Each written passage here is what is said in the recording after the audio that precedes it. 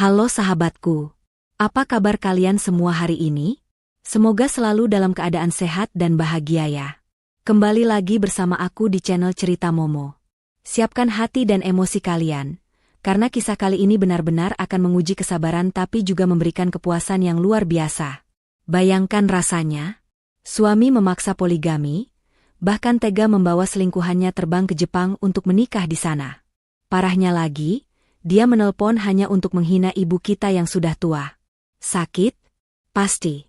Tapi ingat sahabatku, wanita yang diam bukan berarti lemah. Sekali, kartu as dimainkan, si pengkhianat bisa langsung jadi gelandangan di negeri orang. Penasaran bagaimana dia membalas perbuatan suami dan mertuanya yang jahat itu? Sebelum kita masuk ke ceritanya, yuk dukung channel ini dengan cara menekan tombol like dan subscribe juga nyalakan loncengnya. Dan seperti biasa, aku ingin menyapa kalian semua. Coba absen dulu di kolom komentar di bawah ya. Tulis nama kalian, asal kota, dan ketik kata hadir. Untuk sahabatku yang sudah like dan komen, aku doakan semoga rezekinya semakin lancar dan dijauhkan dari orang-orang jahat. Amin. Baiklah, jangan berkedip, mari kita masuk ke kisahnya. Suara detak jam dinding di ruang tengah terasa begitu lambat dan menyiksa malam itu. Jarum jam sudah menunjuk ke angka 11:15 menit. Dia masih duduk terpaku di sofa ruang tamu. Majalah yang sejak tadi berada di pangkuannya sama sekali tidak terbalik halamannya. Pikirannya melayang jauh, menembus dinding-dinding rumah mewah yang selama ini ia rawat dengan penuh kasih sayang. Rumah ini, yang seharusnya menjadi tempat paling nyaman untuk pulang, belakangan ini terasa seperti neraka yang dingin. Sikap Danu, suaminya, sudah berubah drastis dalam 3 bulan terakhir. Laki-laki yang dulu berjanji akan selalu membahagiakannya itu kini sering pulang larut, beralasan lembur, atau rapat dengan klien penting di luar kota. Namun, naluri seorang istri tidak pernah bisa dibohongi. Dia merasakan ada jarak yang membentang, ada aroma asing yang menempel di kemeja suaminya, dan ada kebohongan yang terselip di setiap kalimat yang keluar dari mulut Danu. Tiba-tiba, sorot lampu mobil menembus tirai jendela, disusul suara deru mesin yang sangat ia hafal berhenti tepat di depan garasi. Dia menarik napas panjang, mencoba menata hatinya yang bergemuruh. Ia berdiri, merapikan sedikit daster panjangnya yang sopan, dan berjalan menuju pintu utama. Ia sudah menyiapkan senyum terbaiknya, berharap malam ini Danu akan pulang dengan membawa kehangatan yang dulu pernah ada. Namun, saat pintu terbuka, senyum di bibir dia seketika membeku. Hatinya mencelos, seolah ditarik paksa dari rongga dadanya hingga jatuh berantakan ke lantai. Danu tidak pulang sendirian. Di sampingnya, berdiri seorang wanita muda dengan pakaian yang sangat mencolok, rok mini ketat berwarna merah menyala dan atasan tanpa lengan yang memamerkan kulit putihnya. Tangan wanita itu melingkar manja di lengan Danu, seolah mendeklarasikan kepemilikan. Wajah dia memucat. Lidahnya keluh. Ia menatap Danu, meminta penjelasan lewat sorot matanya yang mulai berkaca-kaca. Namun, Danu justru menatapnya dengan tatapan datar, tanpa rasa bersalah sedikit pun. Ia melenggang masuk melewati dia begitu saja, membawa wanita asing itu masuk ke dalam istana kecil yang selama ini dijaga kesuciannya oleh dia. Aroma parfum wanita itu begitu menyengat, menusuk indera penciuman dia, aroma yang berbeda jauh dengan aroma sabun bayi atau masakan yang biasa melekat pada tubuh dia. Dengan gemetar, dia menutup pintu dan berbalik menghadap mereka. Danu sudah duduk santai di sofa favoritnya, menyilangkan kaki, sementara wanita itu duduk merapat di sebelahnya, menatap dia dari ujung kepala hingga ujung kaki dengan tatapan meremehkan. "Mas, siapa wanita ini?" tanya dia dengan suara bergetar, menahan tangis yang siap pecah kapan saja. Ia berusaha sekuat tenaga untuk tetap berdiri tegak, meski kakinya terasa lemas seperti jeli. Danu menghela napas kasar, seolah pertanyaan dia adalah gangguan yang tidak penting. Ia menepuk tangan wanita di sebelahnya dengan lembut, lalu menatap dia tajam. "Duduklah, dia. Ada hal penting yang harus aku bicarakan malam ini. Dan aku tidak mau mengulanginya 2 kali, jadi dengarkan baik-baik." Dia tidak beranjak. Ia tetap berdiri di tempatnya, mematung. "Jelaskan dulu siapa dia, Mas. Kenapa kamu membawanya ke rumah kita malam-malam begini? Apa kamu tidak memikirkan perasaan istrimu?" Wanita muda itu terkekeh pelan, Suara tawanya terdengar begitu menyakitkan di telinga dia. Aduh, Mas Danu. Istrimu ini ternyata galak juga ya? Padahal penampilannya kuno begini. Sindir wanita itu sambil mengibaskan rambut panjangnya yang dicat pirang. Diamlah, Avel. Biar aku yang bicara. Potong Danu, namun nada bicaranya pada wanita bernama Avel itu terdengar jauh lebih lembut dibandingkan saat ia bicara pada dia. Danu kembali menatap dia, kali ini dengan sorot mata yang dingin dan menusuk. Kenalkan, ini Avel. Dia bukan sekadar teman, dan dia bukan sekadar rekan kerja. Dia adalah wanita yang aku cintai, dan dia adalah calon istri keduaku. Duar. Kalimat itu meledak di kepala dia lebih keras daripada sambaran petir di siang bolong. Istri kedua? Calon istri kedua? Dunia dia seakan runtuh seketika. Ruang tamu yang luas itu terasa menyempit, menghimpit dadanya hingga sesak napas. Ia mencengkeram sandaran kursi makan di dekatnya untuk menahan tubuhnya agar tidak ambruk. Air mata yang sejak tadi ia tahan akhirnya luruh membasahi pipinya yang pias. Apa maksudmu, Mas? Kamu mau menikah lagi? Tanya dia lirih. Suaranya hampir hilang tertelan isak tangis. Apa kurangnya aku selama ini? Aku mengurusmu, mengurus rumah ini, aku berbakti padamu dan ibumu. Kenapa kamu tega melakukan ini padaku? Danu mendengus kesal. Ia berdiri dan berkacak pinggang. Wajahnya memerah, bukan karena malu, tapi karena marah melihat air mata dia. Berhenti mendramatisir keadaan, dia. Aku bosan melihatmu menangis. Kamu tanya apa kurangmu? Kamu itu membosankan. Lihat dirimu. Setiap hari hanya sibuk dengan urusan dapur, urusan rumah, penampilanmu tidak ada kemajuan. Aku ini laki-laki sukses. Dia? Aku butuh pendamping yang bisa aku bawa ke pesta bisnis, yang bisa diajak bicara soal gaya hidup, yang cantik dan segar seperti Avel. Kamu hanya cocok di dapur. Hinaan itu menancap tepat di ulu hati dia. Selama ini, ia rela tidak bekerja kantoran demi mengurus Danu, demi memastikan Danu bisa fokus meniti karir. Ia mengorbankan masa mudanya, mengorbankan impiannya, hanya untuk menjadi istri yang berbakti.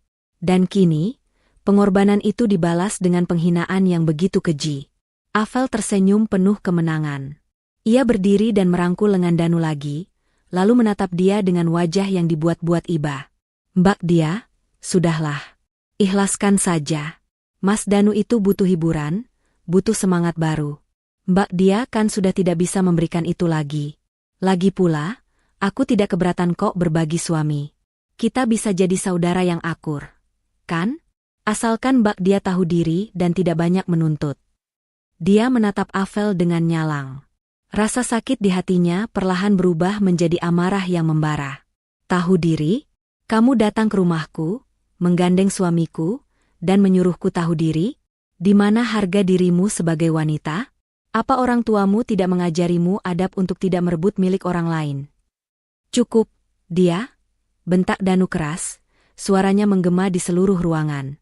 Ia menunjuk wajah dia dengan telunjuknya. Jangan berani-berani kamu menghina Avel. Dia jauh lebih berharga daripada kamu saat ini. Dengar keputusanku ini baik-baik. Aku tidak meminta pendapatmu, aku memberitahumu. Aku akan menikah dengan Avel. Titik. Aku akan melakukan poligami, suka atau tidak suka, kamu harus menerimanya. Dia menggeleng kuat-kuat, air matanya berderai semakin deras. Tidak.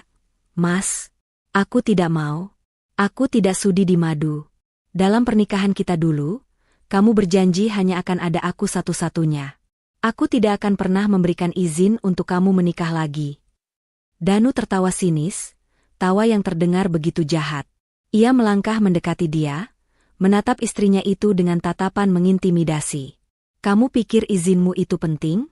Kamu pikir aku butuh tanda tanganmu di atas kertas untuk bisa bahagia? Jangan mimpi, dia. Kamu itu hanya menumpang hidup di sini. Semua yang kamu nikmati, rumah ini, mobil yang terparkir di luar, uang belanja yang kamu pegang, semua itu dari aku. Dari keringatku. Jadi kamu tidak punya hak untuk melarangku. Dia mundur selangkah, hatinya terasa perih mendengar kata-kata suaminya. Danu benar-benar sudah lupa siapa yang sebenarnya menyokongnya saat ia masih merintis karir dari nol. Danu lupa siapa yang diam-diam menyuntikkan dana saat usahanya hampir bangkrut. Dia ingin sekali berteriak. Ingin sekali melemparkan semua bukti rekening koran ke wajah Danu, tapi ia menahannya. Belum saatnya.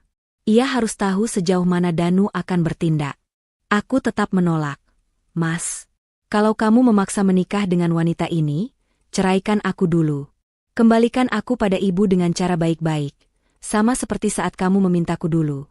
Ucap dia tegas, meski suaranya masih serak karena tangis. Mendengar kata cerai, wajah Danu berubah merah padam. Ia tidak menyangka dia akan berani menantangnya. Di matanya, dia adalah wanita lemah yang tidak punya tempat tujuan selain rumah ini. Oh, jadi kamu menantangku? Kamu minta cerai? Bagus. Itu lebih mudah buatku. Tapi ingat satu hal, dia, kalau kita cerai, kamu akan keluar dari rumah ini tanpa membawa apa-apa. Kamu akan kembali jadi gembel. Dan ibumu?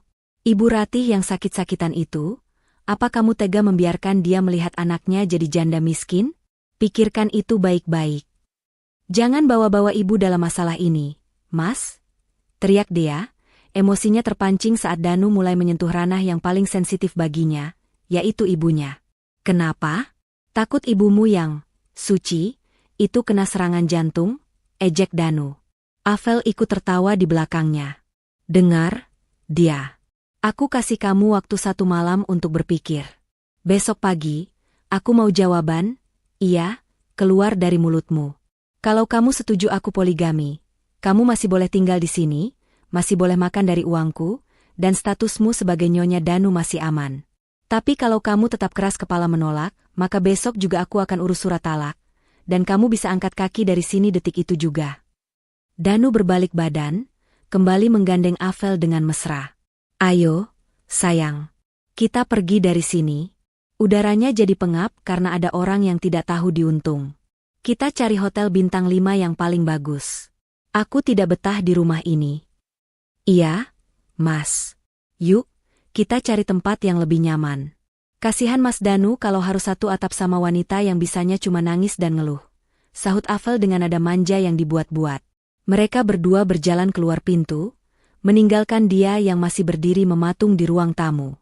Suara pintu yang dibanting keras oleh Danu membuat dia terlonjak kaget. Tak lama kemudian, terdengar suara mobil Danu melesat pergi meninggalkan halaman rumah. Meninggalkan dia sendirian dalam keheningan malam yang mencekam. Tubuh dia akhirnya merosot ke lantai. Kakinya tak kuat lagi menopang berat badannya yang terasa berkali-kali lipat lebih berat karena beban kesedihan. Ia menangis sejadi-jadinya, menumpahkan segala rasa sakit, kecewa, dan amarah yang bercampur menjadi satu. Bayangan masa lalu saat mereka menikah dengan sederhana namun penuh cinta kembali berputar di kepalanya seperti kaset rusak. Danu yang dulu lembut, Danu yang dulu selalu mencium keningnya sebelum tidur, kini telah mati. Digantikan oleh sosok monster yang gila hormat dan buta oleh nafsu. Ya Tuhan, kuatkan hamba. Bisik dia di sela-sela isak tangisnya. Ia memeluk lututnya sendiri, merasa begitu kedinginan meski AC di ruangan itu sudah ia matikan. Malam itu menjadi malam terpanjang dalam hidup dia. Ia tidak tidur sedetik pun. Pikirannya berkecamuk. Ancaman Danu terngiang-ngiang di telinganya. Poligami atau cerai. Dua pilihan yang sama-sama menyakitkan. Namun, di balik rasa sakit itu, ada satu hal yang Danu tidak sadari. Danu terlalu meremehkan diamnya dia. Danu terlalu percaya diri dengan kesuksesannya yang sebenarnya semu. Danu lupa bahwa selama ini, kartu-kartu penting dalam permainan kehidupan mereka, dipegang erat oleh tangan halus dia. Saat matahari mulai menampakkan sinarnya di ufuk timur, dia bangkit dari lantai. Matanya sembab, tapi tatapannya kini berbeda. Tidak ada lagi keraguan di sana. Air matanya sudah kering.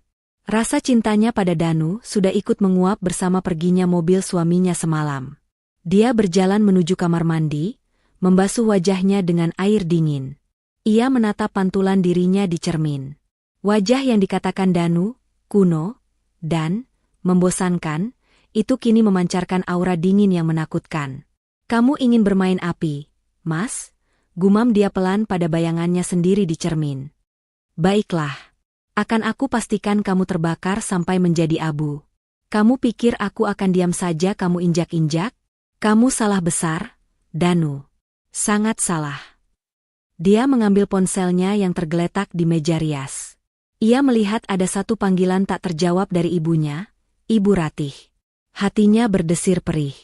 Ia tidak boleh membiarkan ibunya tahu tentang kejadian semalam, setidaknya belum untuk saat ini. Dia harus menyusun rencana. Ia harus cerdas. Jika Danu ingin perang, maka dia akan memberinya perang yang tidak akan pernah bisa Danu menangkan. Dia menatap layar ponselnya, jari jemarinya dengan lincah membuka aplikasi mobile banking. Ia melihat deretan angka saldo yang fantastis di sana, saldo yang Danu kira adalah hasil kerja kerasnya sendiri. Padahal sebagian besar adalah hasil investasi cerdas dia dan warisan ayahnya yang ia putar atas nama perusahaan Danu. Nikmatilah kebahagiaan semu kalian selagi bisa, bisik dia sambil tersenyum miris. Ia meletakkan ponselnya kembali. Hari ini, babak baru dalam hidupnya dimulai. Bukan sebagai istri yang teraniaya, tapi sebagai wanita yang akan menuntut keadilan dengan tangannya sendiri. Pagi itu, sinar matahari menerobos masuk melalui celah-celah gorden yang sengaja dia buka lebar-lebar. Ia sudah mandi dan berpakaian rapi, mengenakan kemeja putih sederhana dan celana bahan berwarna krem. Wajahnya terlihat segar meski lingkaran hitam samar di bawah matanya, tidak bisa sepenuhnya disembunyikan oleh bedak tipis. Dia sedang menata piring di meja makan saat suara klakson mobil terdengar nyaring dari depan rumah. Itu bukan suara mobil Danu, melainkan mobil Pajero hitam milik Ibu Sofi, mertuanya. Jantung dia berdegup kencang. Ia tahu Danu pasti mengadu pada ibunya. Dia menarik napas dalam, menyiapkan mental untuk menghadapi hakim kedua dalam rumah tangganya. Ia berjalan ke pintu depan, membukanya perlahan. Benar saja, Ibu Sofi turun dari mobil dengan wajah menekuk masam, diikuti oleh Danu yang berjalan di belakangnya dengan dagu terangkat angkuh, seolah anak kecil yang baru saja mendapat perlindungan dari ibunya setelah berbuat nakal. Dia, seru Ibu Sofi bahkan sebelum kakinya menginjak teras. Suaranya melengking, memecah ketenangan pagi di kompleks perumahan elit itu. Dia menyalami tangan Ibu Sofi dengan takzim, mencoba tetap sopan meski hatinya bergejolak. Selamat pagi, Ibu. Tumben Ibu pagi-pagi sudah. Jangan basa-basi, potong Ibu Sofi kasar, menarik tangannya dengan cepat seolah jijik disentuh oleh dia. Ia melangkah masuk ke dalam rumah tanpa permisi, matanya menyapu seisi ruangan dengan tatapan tajam seolah mencari kesalahan. Kamu ini istri macam apa? Hah? Suami pulang kerja capek-capek malah diajak bertengkar sampai harus tidur di hotel. Kamu mau bikin anak saya terlantar? Dia terbelalak. Danu benar-benar memutarbalikkan fakta. Ibu, Mas Danu tidak tidur di hotel karena bertengkar biasa. Dia membawa perempuan lain ke rumah ini tadi malam, Bu. Dia membawa selingkuhannya dan meminta izin untuk poligami. Apa Ibu membenarkan itu? Dia berharap ada sedikit saja rasa simpati di mata Ibu Sofi. Ia berharap sesama wanita, Ibu Sofi akan mengerti betapa sakitnya hati dia. Namun, harapan itu hancur berkeping-keping saat Ibu Sofi justru mendengus remeh. Wanita parubaya dengan perhiasan emas mencolok di leher dan pergelangan tangannya itu duduk di sofa tunggal, menatap dia dari atas ke bawah dengan pandangan menilai. Oh, soal itu? Nada suara Ibu Sofi terdengar enteng, seolah perselingkuhan Danu adalah hal sepele seperti lupa membeli garam. Danu sudah cerita semuanya sama Ibu tadi pagi pas sarapan. Dan menurut Ibu, permintaan Danu itu wajar. Kaki dia lemas seketika. Wajar, Bu? Suami saya mau menikah lagi dengan wanita penggoda, dan Ibu bilang itu wajar. Jaga mulutmu, dia? Bentak Danu yang kini berdiri di samping ibunya. Avel bukan wanita penggoda. Dia wanita berkelas. Ibu Sofi mengangkat tangan, memberi isyarat agar Danu diam.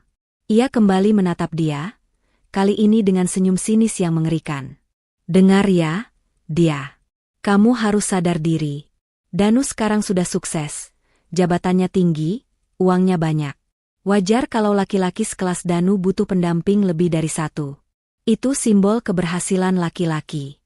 Harusnya kamu bangga suami kamu laku. Air mata yang sudah dia keringkan tadi pagi, kini mendesak ingin keluar lagi. Logika macam apa yang sedang dipakai mertuanya ini? Tapi Bu, dulu kami menikah dengan janji setia. Saya menemani Danu dari nol, dari kami tidak punya apa-apa. Apa pengorbanan saya tidak ada artinya? Ibu Sofi tertawa pendek, tawa yang meremehkan. Pengorbanan? Itu kan memang kewajiban istri. Jangan diungkit-ungkit. Sekarang lihat faktanya saja. Kamu itu membosankan. Dia, penampilanmu datar, tidak ada gairah. Wajar kalau Danu bosan. Tadi ibu sudah lihat foto Avel. Dia cantik, modis, pintar merawat diri. Dia cocok mendampingi Danu bertemu klien-klien besar.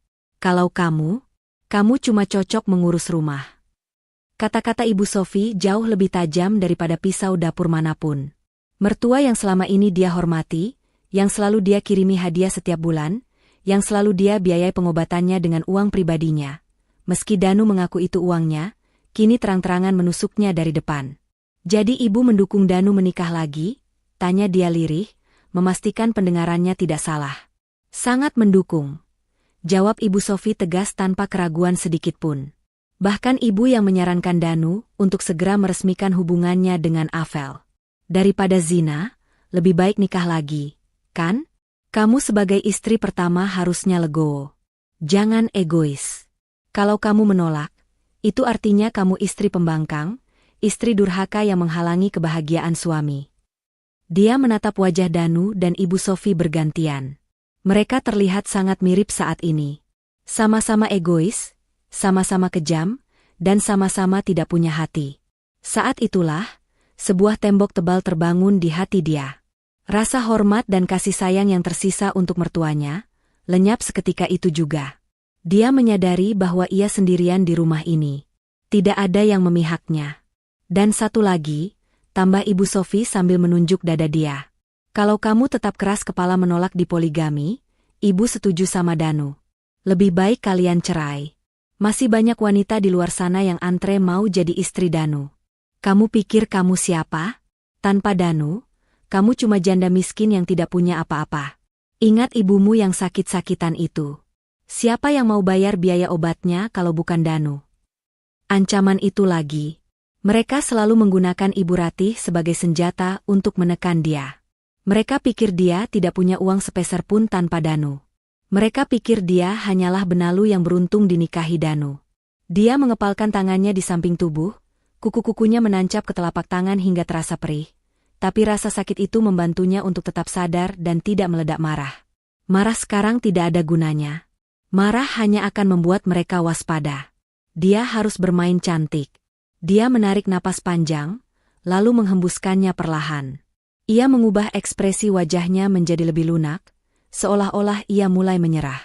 Baiklah, Bu, Mas. Ucap dia pelan, menundukkan kepalanya. Senyum kemenangan merekah di wajah Danu dan Ibu Sofi. Nah, begitu dong. Itu baru istri solehah, seru Ibu Sofi girang. Jadi kamu setuju Danu nikah sama Avel? Dia mengangkat wajahnya, menatap mereka dengan tatapan yang sulit diartikan. Saya butuh waktu untuk menerima semua ini. Tapi kalau memang itu yang terbaik menurut Ibu dan Mas Danu, saya tidak bisa berbuat banyak, kan? Saya hanya minta satu hal, tolong jangan ceraikan saya. Saya masih sayang sama Mas Danu, dan saya butuh biaya untuk Ibu. Danu tertawa puas, ia merasa di atas angin. Ia merasa berhasil menaklukkan dia. Hahaha, akhirnya sadar juga kamu. Tentu saja, dia. Selama kamu tidak banyak protes, statusmu aman. Uang bulanan untuk ibumu juga tetap lancar. Bagus, timpal Ibu Sofi sambil berdiri dan merapikan bajunya. Kalau begitu, tugasmu sekarang adalah mempersiapkan segalanya. Danu bilang dia mau bawa Avel ke Jepang untuk liburan sekalian nikah siri di sana biar romantis. Kamu tidak usah ikut, biar mereka bulan madu dulu. Kamu jaga rumah saja. Ke Jepang? Tanya dia dengan nada pura-pura kaget, padahal dalam hati ia bersorak. Rencana mereka berjalan sesuai dugaannya. Itu pasti mahal sekali, Mas. Ah, soal uang gampang. Kan ada kartu kredit. Jawab Danu sombong sambil menepuk saku celananya. Limit kartu yang kamu pegang itu kan besar. Aku akan pakai itu. Kamu jangan coba-coba cerewet soal tagihan nanti. Dia mengangguk pelan. Iya, Mas. Silakan pakai saja. Itu kan memang hak Mas Danu sebagai kepala keluarga. Ibu Sofi menepuk bahu dia keras-keras, sebuah tepukan yang lebih terasa seperti pukulan mengejek daripada kasih sayang. Pintar. Ya sudah, Ibu mau pulang dulu. Mau siap-siap belanja baju baru buat acara syukuran nanti. Ingat pesan Ibu, layani Danu dengan baik, jangan bikin dia stres. Biar dia fokus sama Afel dulu. Dia mengantar mereka sampai ke pintu depan. Saat mobil Ibu Sofi menghilang di tikungan, senyum, penurut, di wajah dia lenyap tak berbekas. Berganti dengan tatapan dingin yang menusuk tulang. Silakan bersenang-senang dengan hayalan kalian, desis dia pelan. Kalian pikir kalian yang memegang kendali? Tunggu saja saat kalian mendarat di Jepang nanti. Kartu kredit itu bukan sumber uang tak terbatas, Mas. Itu adalah tali gantungan yang baru saja kamu kalungkan sendiri ke lehermu. Dia masuk kembali ke dalam rumah, menutup pintu dengan rapat, dan menguncinya. Ia merasa rumah ini bukan lagi tempatnya bernaung, melainkan medan perang yang sunyi. Dan dia baru saja meletakkan ranjau pertamanya. Suasana rumah yang biasanya tenang kini berubah riuh layaknya pasar malam. Bukan karena ada acara syukuran, melainkan karena kehebohan persiapan keberangkatan trio parasit, begitu dia menyebut mereka dalam hati, ke negeri Sakura. Sejak mendapat lampu hijau palsu dari dia, Danu dan Afel semakin tidak tahu malu. Afel bahkan sudah berani memindahkan beberapa pakaian mahalnya ke lemari di kamar utama, menggeser pakaian-pakaian sederhana milik dia, seolah menandai wilayah kekuasaannya yang baru. Danu duduk di ruang tengah dengan laptop terbuka lebar, memamerkan deretan hotel bintang 5 di Tokyo dan Kyoto kepada Afel dan Ibu Sofi. Wajahnya berseri-seri, penuh kesombongan. Lihat ini, Fel. Kita akan menginap di sini 2 malam. Pemandangannya langsung Gunung Fuji. Harganya memang mahal, sekitar 15 juta per malam, tapi tenang saja, limit kartu kredit yang dipegang dia itu masih ratusan juta. Cukup untuk kita foya-foya sepuasnya. Dia yang sedang menyetrika kemeja Danu di sudut ruangan hanya tersenyum tipis. Nyaris tak terlihat, mendengar kesombongan itu. Tangannya bergerak perlahan merapikan kerah kemeja suaminya, kemeja yang mungkin akan menjadi saksi bisu kehancuran pria itu nanti. Dia sengaja membiarkan mereka terlena dalam mimpi-mimpi indah yang melambung tinggi. Mas, yakin mau ambil yang sweet room? Itu mahal sekali loh. Pancing dia pelan, berpura-pura khawatir selayaknya istri yang hemat. Halah, dia. Kamu itu jangan pelit jadi orang. Sambar Ibu Sofi cepat. Mertuanya itu sedang sibuk mematut diri di depan cermin besar dengan kacamata hitam oversize barunya. Danu itu direktur, masa nginep di hotel melati? Malu dong sama kolega kalau ketahuan. Lagi pula, ini kan momen spesial. Pernikahan Danu dan Afel harus dirayakan dengan kemewahan yang pantas. Kamu kalau iri bilang saja, jangan sok menasehati. Bukan iri, Bu. Saya cuma mengingatkan tagihannya nanti. Jawab dia lirih sambil menunduk patuh, menyembunyikan kilatan tajam di matanya. Sudah, dia. Diam saja, bentak Danu tanpa menoleh dari layar laptopnya. Urus saja itu koperku. Pastikan semua jas mahalku masuk dengan rapi. Jangan sampai ada yang kusut sedikit pun. Oh ya? Kartu kredit tambahannya mana? Siapkan di dompet travelku sekarang. Dia meletakkan setrikaan, lalu berjalan menuju laci meja kerjanya yang terkunci. Ia mengambil dompet kulit panjang milik Danu. Di dalamnya, ia menyelipkan 2 kartu kredit berwarna hitam, black card, dan platinum yang berkilau. Kartu-kartu inilah yang selama ini menjadi sumber kebanggaan Danu, simbol status sosial yang selalu ia pamerkan ke teman-temannya. Padahal, Danu tidak pernah sadar bahwa kartu utama ada di tangan dia, dan segala notifikasi serta kendali limit sepenuhnya ada di ponsel dia, bukan ponsel Danu. Selama ini dia diam saja saat Danu boros, menutupi tagihannya dengan uang investasi warisan ayahnya yang ia putar. Tapi kali ini, keran air itu sudah siap ia tutup rapat. Ini, Mas, kartu platinum dan black cardnya. Limitnya masih utuh, belum saya pakai sama sekali bulan ini. Ucap dia menyerahkan dompet itu dengan tangan sedikit gemetar karena menahan antusiasme menunggu kehancuran mereka, bukan karena ketakutan. Avel dengan sigap menyambar dompet itu dari tangan dia sebelum Danu sempat menerimanya. Matanya berbinar tamak melihat kilauan kartu-kartu premium itu. Wow, Mas Danu hebat banget. Kartunya beneran black card. Duh, aku jadi nggak sabar mau belanja tas branded di Ginza. Teman-teman arisanku pasti bakal iri mati lihat update story aku nanti. Awas ya mbak dia, jangan ngintip-ngintip statusku nanti, takutnya stroke karena iri. Belanja sepuasmu, sayang. Anggap saja itu hadiah pernikahan dari aku, sahut Danu sambil mengecup pipi Avel, tepat di depan mata dia. Dia merasakan nyeri di ulu hatinya, tapi ia segera menepisnya. Silakan belanja, Avel. Bermimpilah setinggi langit sebelum aku jatuhkan ke dasar jurang, batin dia dingin. Ibu juga mau belanja loh, Danu. Seru Ibu Sofi tak mau kalah, ia mendekat dan duduk di samping Avel. Ibu mau beli mantel bulu sama oleh-oleh buat tetangga komplek. Biar si Bu RT yang sombong itu tahu kalau anak ibu sukses besar. Awas ya kalau jatah ibu sedikit. Tenang, Bu. Semua kebagian. Limitnya kan ratusan juta, Bu. Aman. Kita habiskan saja. Nanti dia yang urus bayarnya pakai dividen perusahaan. Jawab Danu meyakinkan ibunya dengan tawa lebar. Persiapan itu berlangsung hingga sore hari. Dia diperlakukan tak ubahnya seperti asisten pribadi gratisan.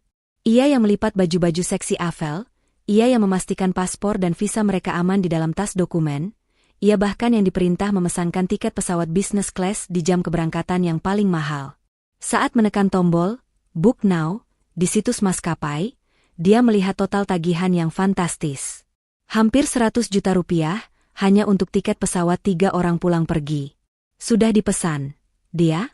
Tanya Danu tidak sabar sambil memainkan ponselnya. Sudah, Mas. Tiket elektronik sudah masuk ke email Mas Danu. Jawab dia datar. Bagus. Setidaknya kamu masih berguna sedikit di rumah ini, cemooh Danu. Dengar ya, selama kami di Jepang seminggu ini, kamu jangan keluyuran. Jaga rumah. Dan ingat, jangan berani-berani menelponku kecuali darurat atau ada yang mati. Aku tidak mau momen bahagiaku terganggu oleh suara cengengmu. Mengerti? Baik, Mas. Saya mengerti, jawab dia. Aku tidak akan menelponmu, Mas. Justru kamu yang akan memohon-mohon agar aku mengangkat teleponmu nanti, lanjutnya dalam hati. Malam harinya, Ibu Sofi memutuskan untuk menginap agar besok pagi bisa berangkat bersama ke bandara tanpa terlambat. Suasana makan malam terasa sangat menyiksa. Dia harus melayani mereka bertiga makan enak di meja makan. Sementara ia sendiri akhirnya memilih makan di dapur agar tidak perlu melihat kemesraan menjijikan antara Danu dan Avel yang didukung penuh oleh Ibu Sofi. Saat semua sudah masuk ke kamar masing-masing, Danu tidur bersama Avel di kamar utama yang seharusnya sakral, dan Ibu Sofi mendengkur di kamar tamu. Dia duduk sendirian di ruang kerjanya yang kecil dan tersembunyi. Ia membuka laptop, memantau mutasi rekening. Ia melihat transaksi pembelian tiket pesawat yang baru saja terjadi. Statusnya, approved. Dia tersenyum miring. Ia membiarkan transaksi itu lolos. Ia ingin mereka terbang dulu. Ia ingin mereka sampai di atas awan, merasa menjadi raja dan ratu, sebelum ia memotong sayap mereka. Dia mengambil ponselnya, lalu mengetik pesan singkat kepada Pak Burhan, pengacara kepercayaannya. Pak Burhan, besok pagi jam 10, saat pesawat mereka take off, tolong ajukan surat blokir sertifikat rumah ke BPN agar tidak bisa dipindah tangankan atau dijaminkan oleh suami saya. Dan siapkan berkas gugatan cerai. Bukti perselingkuhan berupa foto tiket, booking hotel atas nama Danu dan Avel, serta rekaman suara pengakuan Danu sudah saya kirim ke email Bapak. Tak lama, balasan masuk, membuat senyum dia merekah di tengah kegelapan malam. Siap, Bu Dia.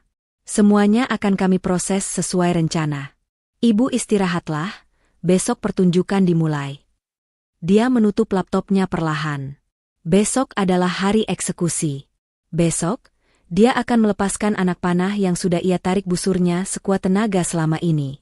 Danu, Ibu Sofi, dan Avel tidak akan pernah menyangka bahwa liburan impian mereka ke Jepang adalah sebuah jebakan satu arah yang dirancang dengan sangat rapi. Kartu kredit itu bukanlah tongkat ajaib yang bisa mengabulkan semua keinginan mereka, melainkan bom waktu yang pemicunya ada di ujung jari dia.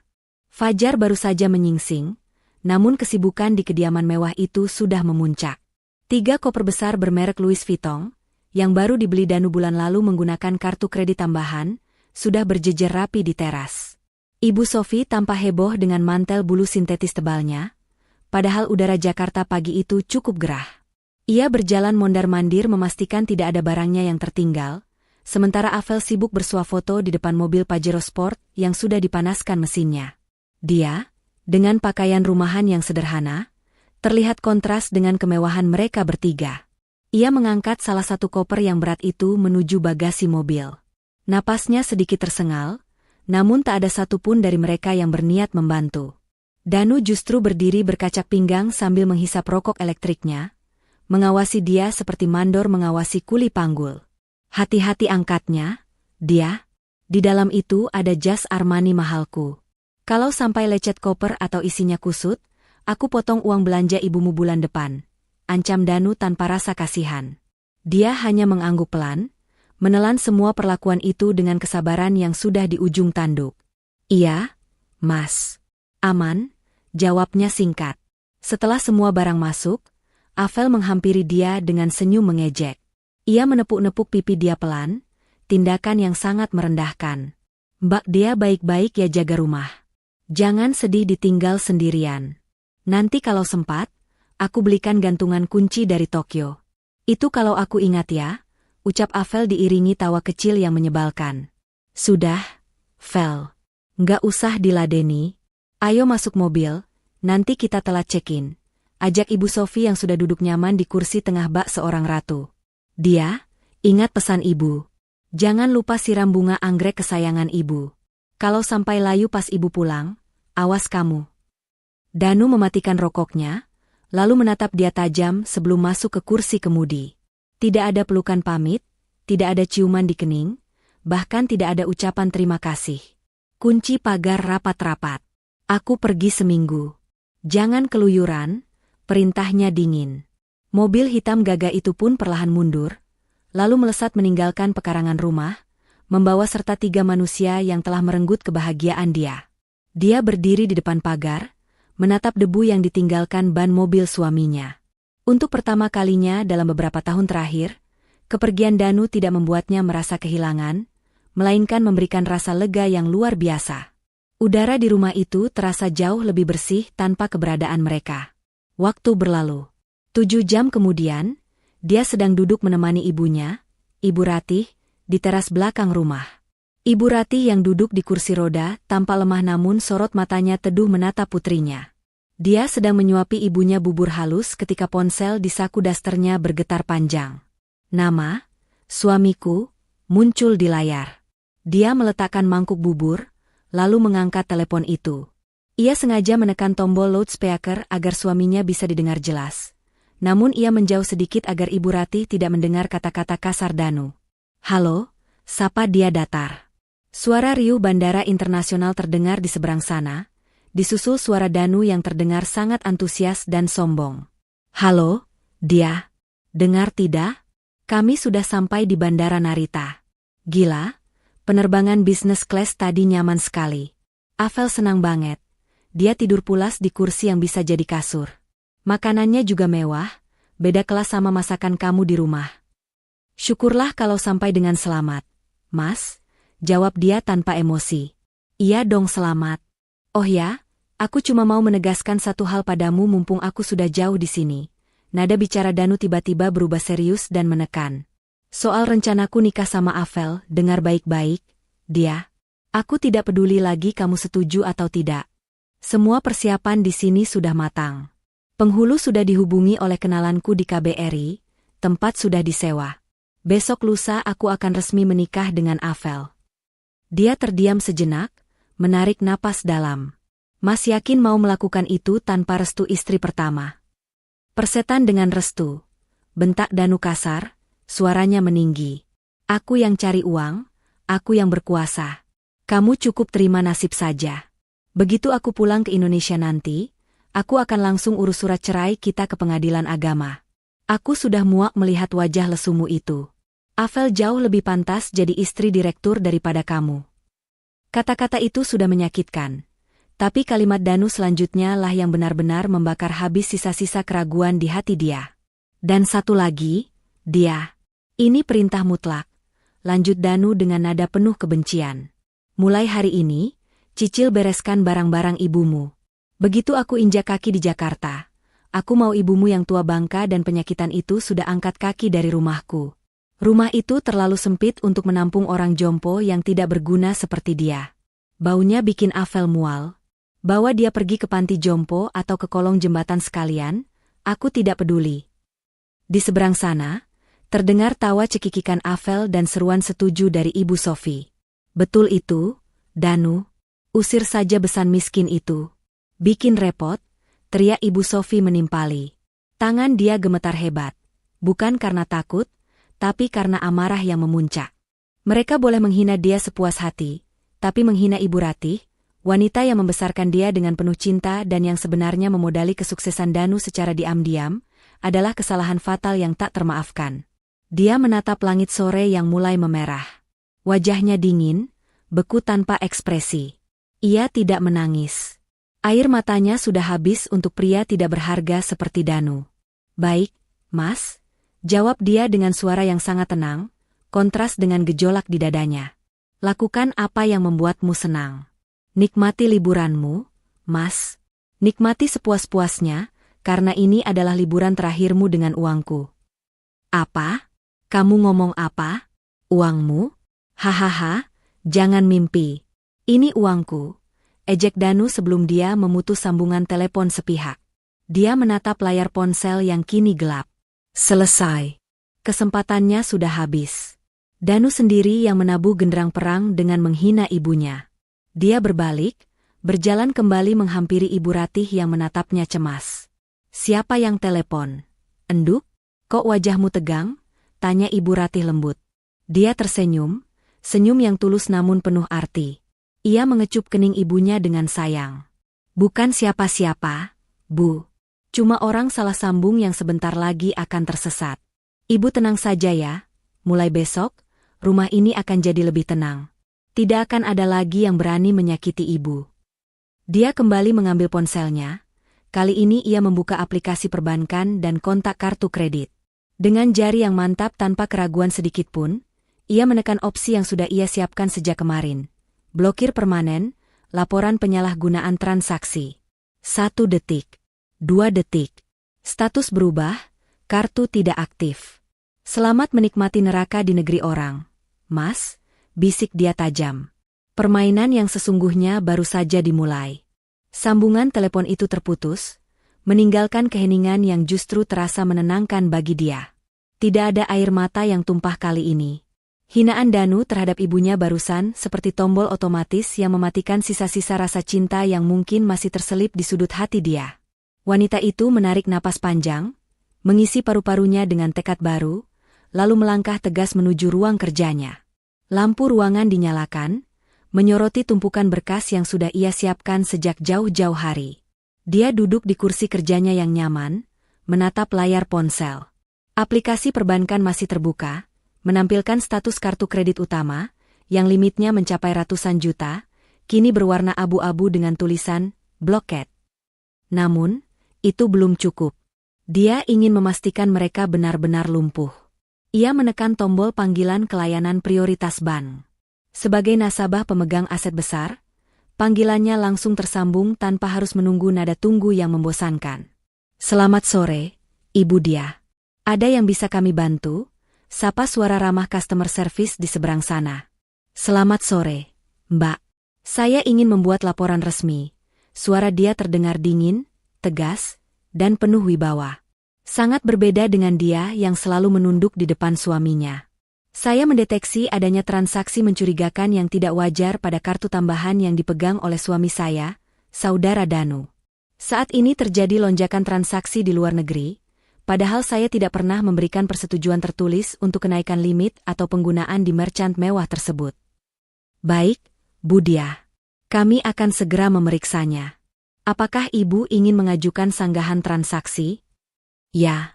Saya ingin menyanggah semua transaksi yang terjadi hari ini dan ke depannya. Anggap itu sebagai aktivitas ilegal atau penyalahgunaan kartu.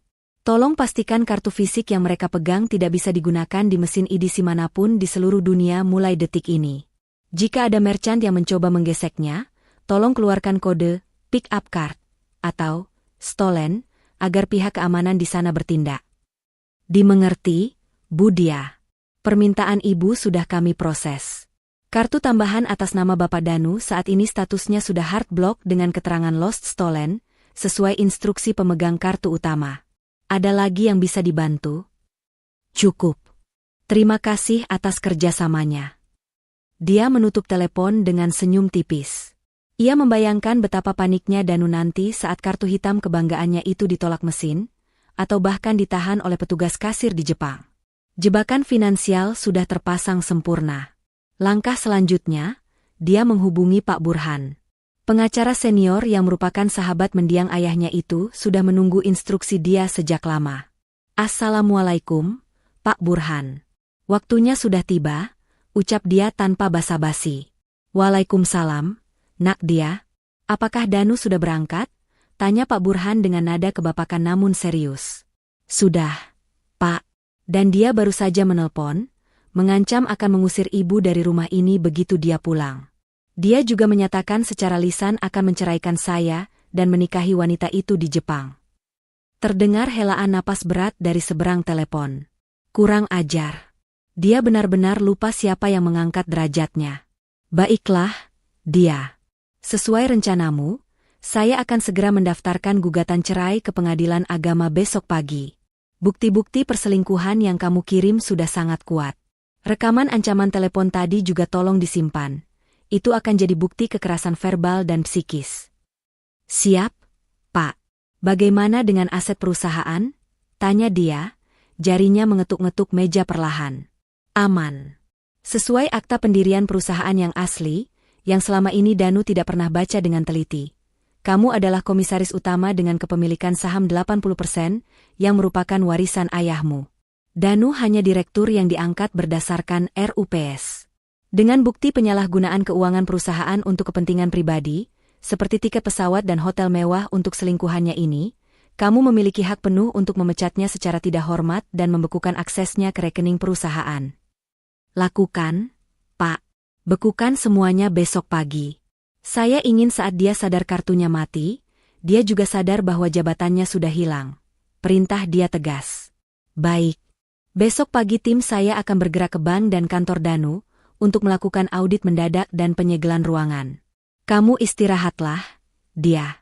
Biar hukum yang bekerja mulai sekarang. Setelah menutup telepon, dia tidak langsung beranjak. Ia membuka laci meja kerjanya, mengambil sebuah map merah muda. Itu adalah buku nikahnya. Dulu, buku itu adalah benda paling berharga baginya, simbol janji suci sehidup semati. Kini, buku itu hanya terasa seperti kertas tak bernyawa yang berisi kebohongan. Dia menatap foto Danu di buku itu. Wajah yang dulu ia uja, kini terlihat begitu asing dan menjijikkan. Dia berdiri, membawa map itu keluar dari ruang kerja. Ia berjalan menuju kamar utama, kamar yang 2 hari lalu masih ditempati Danu dan Avel untuk bermesraan. Aroma parfum Avel masih samar-samar tercium, membuat perut dia mual. Tanpa ragu, dia membuka lemari pakaian besar di sudut kamar. Ia menarik keluar koper-koper kosong dan kardus-kardus bekas. Malam itu, dia tidak tidur. Ia menghabiskan waktunya untuk membersihkan rumahnya dari jejak-jejak pengkhianatan. Satu persatu baju Danu ia keluarkan dari gantungan. Jas kerja, kemeja batik, celana bahan, hingga kaos-kaos santai, semuanya ia lempar dengan kasar ke dalam kardus. Tidak ada lipatan rapi, tidak ada perlakuan istimewa. Barang-barang itu kini hanyalah sampah di mata dia. Foto-foto pernikahan yang terpajang di dinding kamar ia turunkan. Ia tidak membantingnya, karena itu akan membuat keributan yang bisa membangunkan ibunya. Ia hanya melepas bingkainya, merobek foto Danu, dan membuangnya ke tempat sampah. Ia ingin memastikan, saat Danu pulang nanti, jika dia berani pulang, tidak ada satupun sudut di rumah ini yang menyambutnya. Menjelang tengah malam, pekerjaan dia selesai. Tumpukan kardus berisi barang-barang Danu dan sisa barang Ibu Sofi yang tertinggal sudah menumpuk di garasi, siap untuk dikeluarkan besok. Kamar utama kini kosong melompong, hanya menyisakan kasur yang spraynya sudah dia ganti dengan yang baru. Dia membuka jendela kamar lebar-lebar, membiarkan angin malam masuk, berharap angin itu membawa pergi sisa-sisa kenangan buruk yang menempel di dinding kamar. Dia berjalan menuju kamar Ibu Ratih. Ia membuka pintu perlahan, mengintip ibunya yang sedang tertidur lelap. Wajah tua itu tampak damai, tidak tahu bahwa di luar sana badai sedang menghantam menantunya. Dia mendekat, duduk di tepi ranjang, dan mengelus tangan keriput ibunya dengan lembut. "Ibu," bisik dia pelan, nyaris tak terdengar. "Maafkan dia yang selama ini dia melihat ibu dihina. Maafkan dia yang membiarkan benalu hidup di atap kita. Tapi dia janji, Bu, mulai besok pagi, ibu tidak akan pernah mendengar bentakan Mas Danu atau sindiran Ibu Sofi lagi. Rumah ini akan kembali jadi surga kita. Dia akan pastikan mereka membayar setiap tetes air mata yang pernah ibu keluarkan." Dia mengecup punggung tangan ibunya, lalu keluar dari kamar dengan hati yang jauh lebih ringan. Langkah senyapnya malam ini telah mengubah segalanya. Di Jepang sana, waktu sudah menunjukkan dini hari. Danu mungkin sedang tidur nyenyak di pesawat, memimpikan pernikahan mewah dan hidup sebagai raja. Ia tidak tahu bahwa tahtanya sudah runtuh bahkan sebelum ia sempat mendudukinya. Angin musim dingin Tokyo yang menusuk tulang menyambut kedatangan Danu, Ibu Sofi, dan Avel begitu mereka melangkah keluar dari taksi bandara. Namun, dinginnya udara itu sama sekali tidak memadamkan api kesombongan di dada mereka. Mereka berdiri tegak di depan lobi Hotel Bintang 5 yang megah di kawasan Shinjuku. Kaca-kaca raksasa memantulkan cahaya kota yang gemerlap, pilar-pilar marmer menjulang tinggi, dan petugas hotel berseragam rapi membungkuk hormat menyambut kedatangan tamu VIP ini. "Gila, Mas. Ini hotelnya keren banget," pekik Avel norak, matanya berbinar menatap chandelier kristal raksasa di tengah lobi. Ia langsung mengeluarkan ponsel, merekam story Instagram sambil memutar tubuhnya. "Halo guys. Akhirnya aku sampai di Tokyo. Lihat deh, hotel tempat kita stay mewah banget kan? Mas Danu emang gak main-main kalau nyenengin aku." Ibu Sofi merapatkan mantel bulu sintetisnya, mengangkat dagu tinggi-tinggi. "Ya jelas dong, Vel. Danu itu direktur. Masa kita tidur di penginapan murah? Itu sih levelnya si dia. Kita kan beda kasta," ucapnya pongah, suaranya cukup keras hingga membuat beberapa tamu Jepang yang lewat menoleh dengan tatapan terganggu. Danu tersenyum bangga, merasa menjadi raja dunia. Ia memberi isyarat pada bellboy untuk membawakan koper-koper branded mereka, lalu berjalan mantap menuju meja resepsionis. "Ayo, kita check-in dulu. Aku pesan presidential suite untuk 2 malam pertama ini." Di meja resepsionis, seorang staf pria Jepang menyambut dengan senyum profesional yang kaku. "Selamat malam, Tuan. Ada yang bisa saya bantu?" Sapanya dalam bahasa Inggris yang fasih. "Saya ada reservasi atas nama Danu." "Suite room," jawab Danu dengan percaya diri sambil meletakkan paspornya di atas meja marmer. Resepsionis itu mengetik sesuatu di komputer, lalu mengangguk sopan. "Ah, benar Tuan Danu. Reservasi untuk 3 orang, suite room dengan pemandangan kota. Untuk prosedur keamanan dan deposit, boleh saya pinjam kartu kredit yang Anda gunakan untuk pemesanan?" Tentu saja. Danu merogoh dompet kulitnya dengan gaya teatrikal. Ia mengeluarkan kartu hitam, black card, yang berkilau di bawah lampu lobi. Ia menyerahkannya dengan 2 jari, seolah kartu itu adalah benda keramat. "Gesek saja. Sekalian untuk deposit tambahan, saya tidak mau ada batasan layanan kamar." Resepsionis menerima kartu itu dengan kedua tangan, lalu menggeseknya di mesin EDC. "Beb." Hening sejenak. Danu mengetuk-ngetukkan jarinya di meja, bersiul pelan menunggu struk keluar. Avel di belakangnya sudah tidak sabar ingin masuk kamar dan mencoba bathtub. Namun, struk yang ditunggu tidak keluar.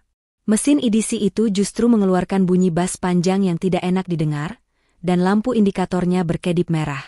Dahi resepsionis itu berkerut sedikit. Ia mencoba menggesek sekali lagi, lebih lambat. "Beb." "Bass." Layar mesin menampilkan tulisan, "Declined, pick up card, stolen." Ekspresi ramah di wajah resepsionis itu seketika berubah. Senyumnya lenyap, digantikan oleh tatapan waspada dan dingin. Ia tidak mengembalikan kartu itu pada Danu, melainkan meletakkannya di sisi meja yang jauh dari jangkauan Danu. "Maaf, Tuan. Kartu ini ditolak oleh bank penerbit," ucap resepsionis itu datar. "Apa? Ditolak?" Danu tertawa meremehkan. "Jangan bercanda. Itu black card, limitnya tak terbatas. Mungkin mesin kalian yang rusak atau koneksinya jelek. Coba lagi." "Kami sudah mencobanya 2 kali, Tuan. Kodenya Declinet. Apakah Anda memiliki metode pembayaran lain?" Wajah Danu mulai memerah karena malu. Ia merasakan tatapan Avel dan Ibu Sophie di punggungnya. "Sialan, pasti ada gangguan sistem dari Jakarta," gerutunya. Ia kembali membuka dompet, mengeluarkan kartu platinum cadangan. "Pakai yang ini saja. Ini juga limitnya besar." Resepsionis mengambil kartu kedua dengan ragu. Ia memasukkannya ke dalam mesin chip reader. Hening lagi. Detik-detik yang terasa seperti berjam-jam bagi Danu. "Beb. Bas. Declen. Dunohono." "Ditolak lagi, Tuan," kata resepsionis itu. Kali ini suaranya sedikit lebih keras. Beberapa tamu lain di lobi mulai menoleh, memperhatikan keributan kecil itu. "Mas, kok lama banget sih? Kakiku pegel nih pakai heels." Renge Avel manja, mulai kesal. "Sebentar, sayang. Ini mesin mereka error sepertinya," elak Danu panik. Keringat dingin mulai menetes di pelipisnya meski ruangan itu ber-AC dingin. Ia tidak mengerti. Tadi pagi saat berangkat semuanya baik-baik saja. "Masalahnya bukan di mesin kami, Tuan," potong resepsionis itu tegas. "Bank penerbit menolak transaksi dan memberikan instruksi keamanan khusus." "Tuan, apakah kartu ini benar milik Anda?" "Lancang sekali kamu," bentak Ibu Sophie tiba-tiba. Ia menyerobot maju ke samping Danu, menggebrak meja resepsionis. "Kamu nuduh anak saya nyuri? Anak saya ini orang kaya, direktur perusahaan besar di Indonesia. Jangan main-main ya, saya bisa laporin kamu ke manajer." Resepsionis itu tidak gentar sedikitpun menghadapi amukan Ibu Sophie. Ia justru memberi kode mata pada petugas keamanan berbadan tegap yang berdiri di dekat pintu masuk. Petugas itu mulai berjalan mendekat. "Ibu, tenang dulu," bisik Danu, suaranya bergetar. Ia mencoba kartu ketiga, kartu perusahaan. Kartu terakhir yang ia miliki. "Please, yang ini harus bisa," batinnya memohon. Resepsionis mencoba lagi. Dan hasilnya nihil. "Maaf, Tuan. Semua kartu Anda tidak bisa digunakan. Statusnya diblokir permanen dan dilaporkan hilang atau dicuri oleh pemegang utama," jelas resepsionis itu sambil menahan kartu-kartu Danu di tangannya. "Sesuai prosedur internasional, kami harus menahan kartu yang terindikasi curian ini sampai ada konfirmasi dari bank." "Itu bukan curian. Itu kartu istri saya, maksud saya.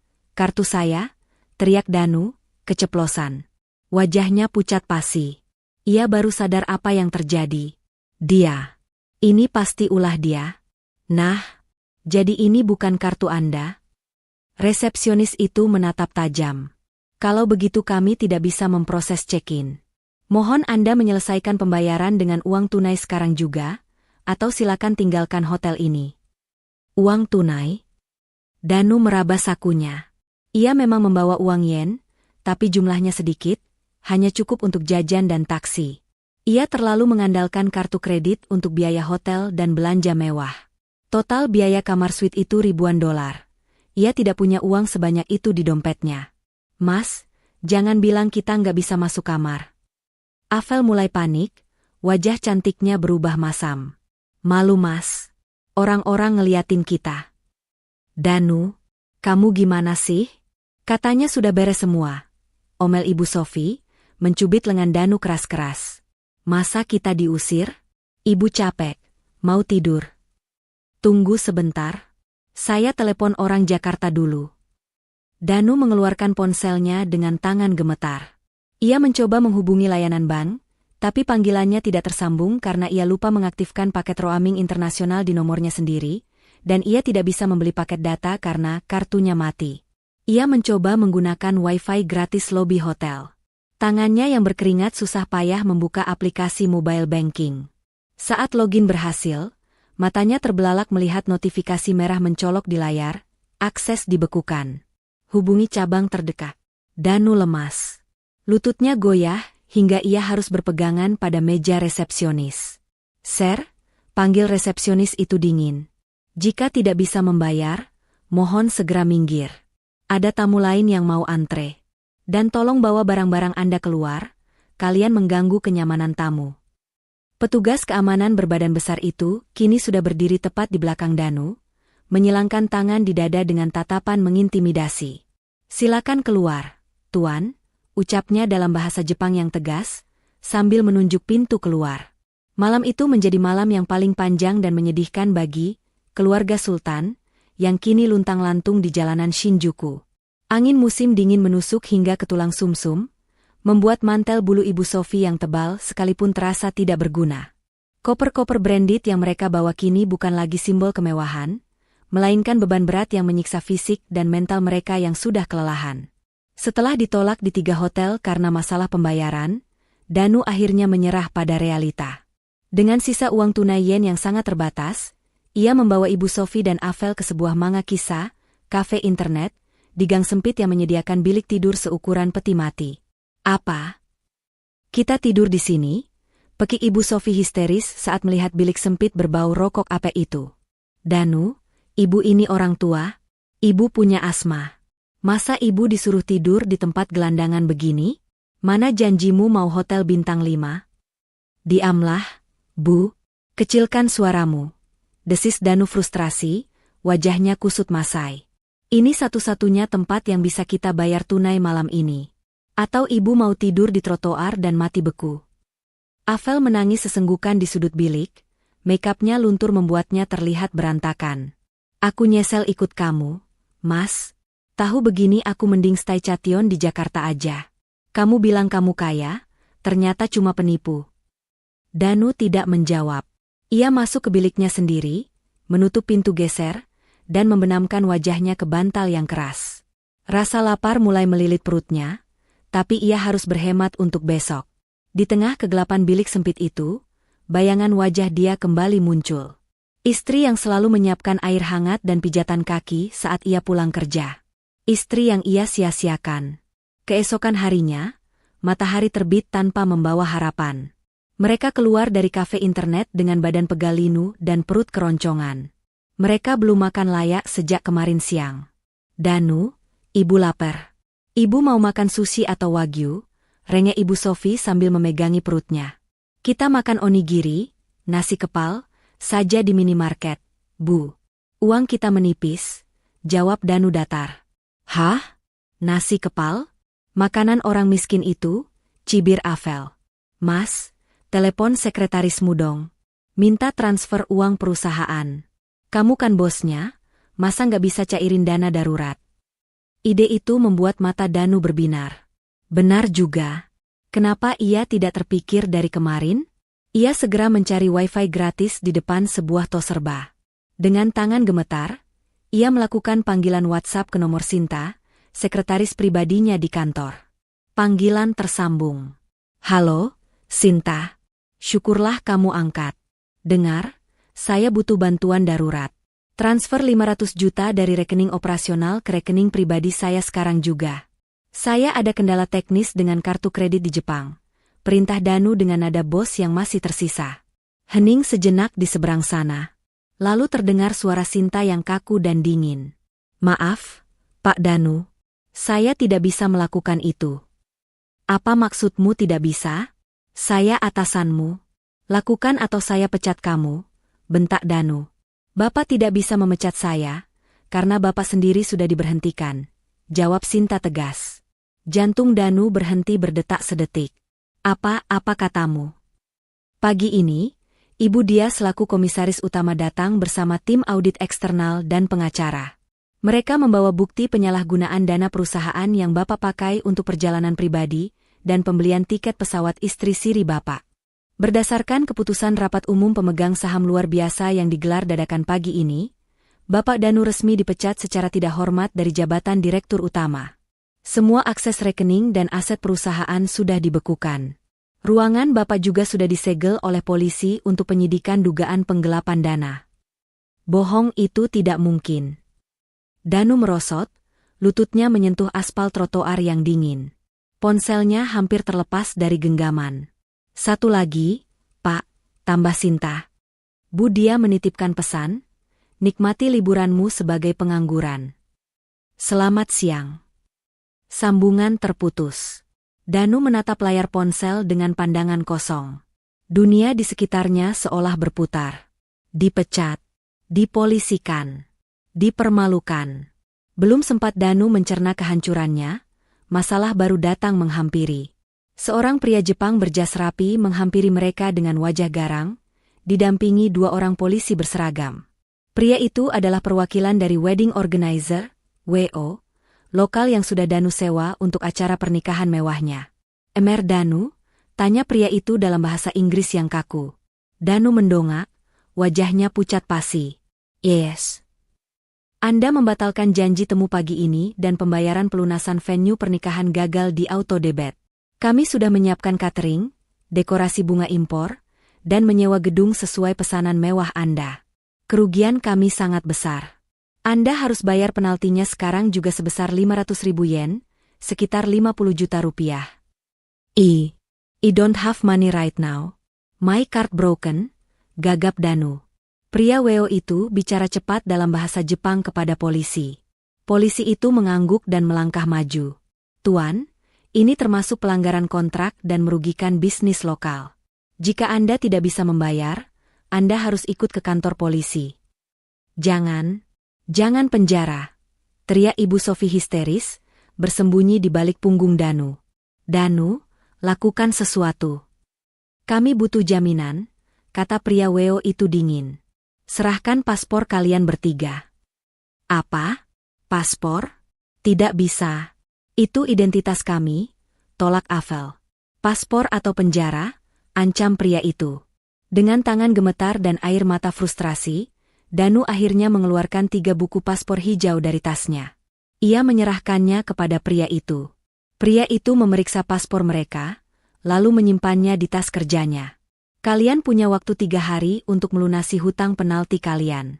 Jika tidak, kami akan melaporkan ini sebagai tindak kriminal penipuan jasa dan kalian akan dideportasi setelah menjalani masa tahanan. Sayonara." Pria itu pergi, meninggalkan mereka yang kini benar-benar telanjang di negeri orang. Tanpa uang, tanpa jabatan, dan kini tanpa identitas untuk pulang. Avel menatap Danu dengan tatapan jijik yang tak ditutup-tutupi lagi. Ia mendorong dada Danu keras-keras, hingga suaminya itu terhuyung ke belakang. "Dasar laki-laki tidak berguna," maki Avel di tengah keramaian jalanan Tokyo. "Kamu bilang kamu direktur? Kamu bilang kamu kaya? Ternyata kamu cuma sampah. Gara-gara kamu pasporku ditahan. Gara-gara kamu aku jadi gembel di sini." "Diam kamu, Avel. Ini semua juga gara-gara permintaanmu yang mau nikah di Jepang," balas Danu emosi. "Sudah. Jangan bertengkar," lerai Ibu Sofi sambil menangis meraung-raung. Napasnya mulai terdengar bengek. Asmanya kambuh karena stres dan udara dingin. Ibu sesak. "Danu, Ibu butuh obat. Ibu mau pulang." Mana dia? Suruh dia jemput kita." Mendengar nama dia disebut ibunya, Danu tertawa miris. Tawa yang terdengar seperti orang gila. "Dia?" gumam Danu. "Dia sudah membuang kita, Bu. Kita sudah kalah. Kita benar-benar kalah." Di tengah hiruk-pikuk kota Tokyo yang modern, 3 manusia serakah itu duduk melingkar di pinggir jalan seperti pengemis. Rasa lapar, dingin, dan ketakutan menjadi teman setia mereka, menggantikan kemewahan yang selama ini mereka sombongkan. Karma tidak menunggu waktu lama untuk bekerja, ia datang secepat kilat menghantam mereka yang lupa diri. Danu menelan ludah. Harga dirinya hancur berkeping-keping di lantai marmer yang dingin itu. Ia menatap Avel dan Ibu Sofi yang menatapnya dengan campuran rasa bingung dan marah. Kita harus cari tempat lain," cicit Danu pelan, suaranya hilang ditelan rasa malu. "Apa? Cari tempat lain?" pekik Avel histeris. "Mas, ini jam 10 malam. Di luar dingin banget. Kamu gila ya?" katanya Sultan, "kok bayar hotel aja nggak becus?" "Ini pasti gara-gara istrimu yang sialan itu kan?" teriak Ibu Sofi, tidak peduli lagi pada sopan santun. Dasar wanita ular. Awas nanti kalau ibu pulang, ibu jambak dia. Sudah, Bu. Jangan teriak-teriak. Danu menarik tangan ibunya dan Avel kasar, menyeret mereka menjauh dari meja resepsionis sebelum mereka benar-benar diseret paksa oleh keamanan. Mereka berjalan keluar dari lobi hotel yang hangat dan mewah itu, kembali ke trotoar Shinjuku yang dingin dan asing.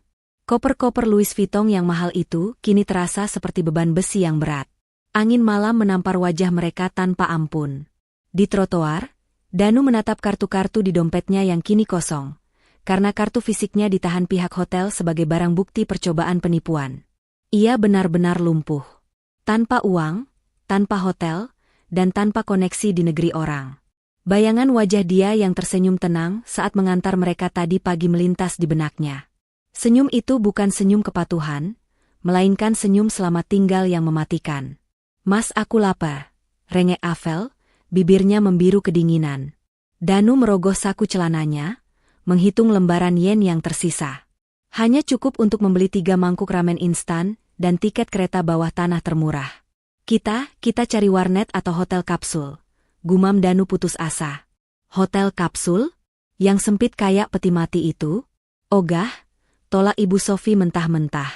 Ibu mau tidur di kasur empuk. Diam, Bu, bentak Danu, air matanya mulai menggenang karena frustrasi. Kartuku diblokir dia. Kita nggak punya uang. Kalau ibu nggak mau tidur di jalanan, nurut saja. Malam pertama di Jepang yang seharusnya menjadi malam pengantin penuh kemewahan, berubah menjadi mimpi buruk di jalanan Tokyo. Danu baru saja mencicipi hidangan pembuka dari menu balas dendam yang disajikan istrinya. 3 hari berikutnya di Tokyo menjadi neraka dunia yang tak akan pernah dilupakan oleh Danu, Ibu Sofi, dan Avel. Tidak ada lagi makan malam mewah, tidak ada lagi tidur di kasur empuk, dan tidak ada lagi tawa kebanggaan. Yang tersisa hanyalah rasa lapar yang melilit, bau badan yang menyengat karena tidak mandi, dan pertengkaran yang tak berujung. Demi mendapatkan kembali paspor yang ditahan oleh pihak wedding organizer dan menghindari penjara, Danu terpaksa mengambil langkah yang sangat merendahkan harga dirinya. Ia membawa mereka ke sebuah toko barang bekas, secondhand luxury store, di kawasan sempit Akihabara. Dengan tangan gemetar, Danu melepas jam tangan Rolex kesayangannya, simbol kesuksesan yang ia beli dari bonus tahun lalu, dan meletakkannya di atas meja kaca toko itu. Tolong, hargai ini dengan tinggi. Ini asli, ucap Danu memelas pada penjaga toko. Penjaga toko itu meneliti jam Danu dengan kaca pembesar, lalu menyebutkan angka dalam yen yang jika dikurskan jauh di bawah harga beli. Kondisinya lecet. Kami hanya bisa ambil segini, ucap penjaga itu datar. Apa? Murah sekali. Itu tidak cukup untuk bayar denda dan tiket pulang, protes Danu. Ia menoleh pada Avel yang berdiri di pojok, sambil memeluk tas Chanel-nya erat-erat. Vel, sini tasmu. Avel melotot, memundurkan langkahnya. Enggak, enak aja. Ini tasku. Hadiah ulang tahunku tahun lalu. Sini, bodoh. Danu merampas paksa tas itu, hingga kuku Avel mencakar lengannya. Kalau kita nggak jual ini, kita mati membusuk di sini. Kamu mau jadi gembel di Jepang selamanya? Ibu benci kalian semua, raung Ibu Sofi yang duduk lemas di kursi tunggu toko. Wajahnya pucat, bibirnya pecah-pecah karena dehidrasi. Gara-gara perempuan sialan ini anakku jadi bangkrut. Gara-gara kamu, Avel. Ngaca dong, Bu tua. Ibu yang dukung Danu selingkuh kan? Ibu yang ngebet mau ke Jepang kan? Makan tuh Jepang, balas Avel tak kalah sengit. Dengan hati hancur, Danu menjual jam tangannya, tas Avel, dan bahkan cincin emas Ibu Sofi. Uang hasil penjualan itu pas-pasan. Sangat pas-pasan. Setelah melunasi denda penalti ke pihak WO dan mengambil kembali paspor mereka, sisa uang hanya cukup untuk membeli 3 tiket pesawat kelas ekonomi paling murah dengan jadwal penerbangan yang menyiksa. Transit 2 kali di negara berbeda dengan total perjalanan 20 jam. Perjalanan pulang ke Indonesia terasa seperti siksaan fisik dan batin. Di dalam pesawat sempit itu, mereka duduk terpisah karena mendapat kursi sisa. Ibu Sofi duduk terjepit di antara 2 penumpang bertubuh besar, terus-menerus mengeluh sesak napas namun tidak ada pramugari yang melayaninya secara khusus seperti di kelas bisnis. Avel duduk di barisan belakang, Menangis diam-diam meratapi nasibnya yang berubah drastis dalam sekejap. Sementara Danu, ia menatap kosong keluar jendela pesawat yang gelap. Pikirannya berkecamuk. Bayangan kehancurannya menari-nari di pelupuk mata. Dipecat dari jabatan direktur. Rekening dibekukan. Aset disita. Dan yang paling menakutkan adalah menghadapi dia. Ia membayangkan wajah istrinya yang tenang itu. Dulu ketenangan dia adalah kedamaian baginya, tapi kini ketenangan itu terasa seperti ancaman yang mematikan. Awas kamu, dia.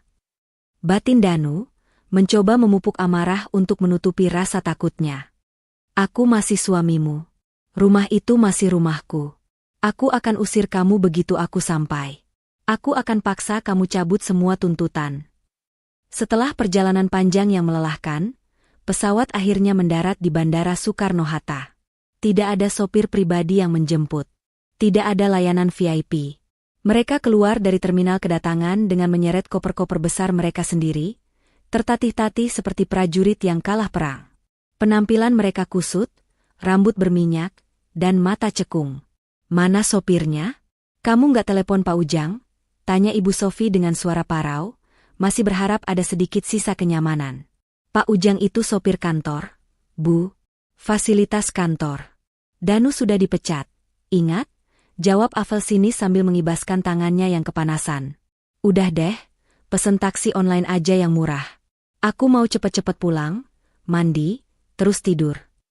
Danu memesan taksi online dengan sisa kuota internetnya yang sekarat. Sepanjang perjalanan dari bandara menuju rumah, keheningan menyelimuti mobil.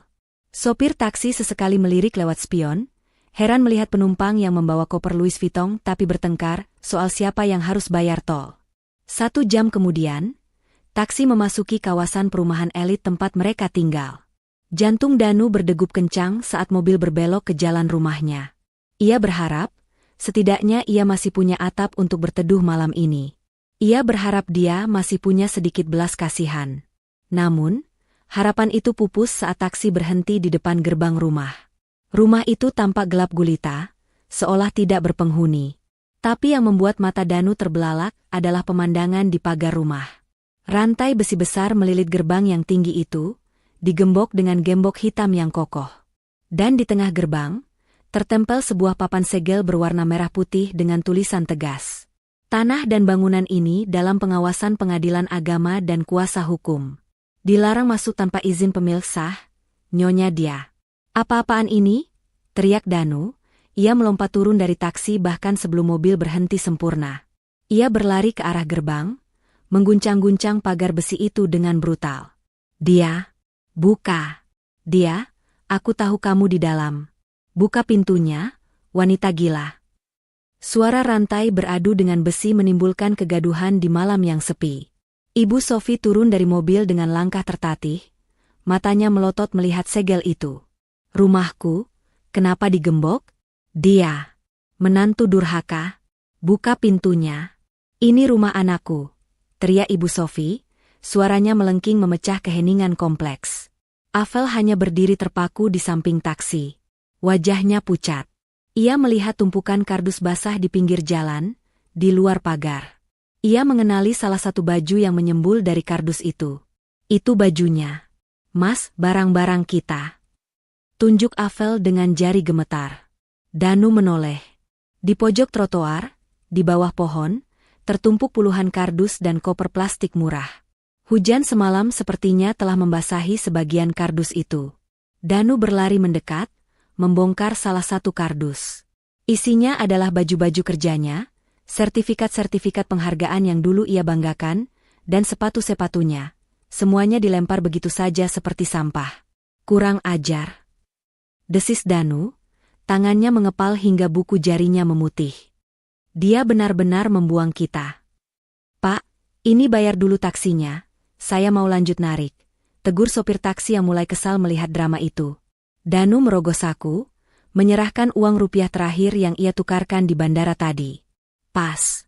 Tidak ada kembalian, tidak ada tip. Taksi itu pergi, meninggalkan mereka bertiga berdiri di pinggir jalan yang gelap, di depan rumah megah yang dulu mereka tinggali, namun kini tertutup rapat bagai benteng yang tak tertembus. Tiba-tiba, Lampu sorot dari pos satpam menyala, dan seorang petugas keamanan kompleks, yang biasa Danu bentak-bentak, berjalan menghampiri mereka. Namun kali ini, tidak ada rasa hormat di wajah satpam itu. "Maaf, Pak Danu, Bu Sofi," ucap satpam itu tegas.